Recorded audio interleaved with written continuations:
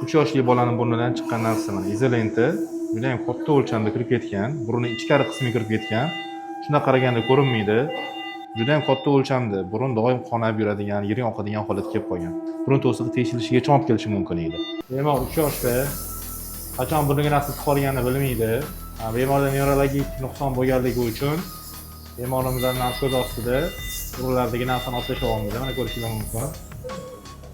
Bemorga umumiy narkoz berilmagan. Mana 3 yoshli bolaning burnidan chiqqan narsa mana izolenti juda ham katta o'lchamda kirib ketgan, burunning ichkari qismiga kirib ketgan. Ancha oydan beri burni oqib yurgan bolani bezovta bo'lib yurgan, blorlarga olib chiqib yuvdirishgan, qaratishgan, lekin foydasi bo'lmagan. Keyin bitta blori adenoid bo'lsa kerak deb adenoidni tekshirtiringda bizga yuborishgan.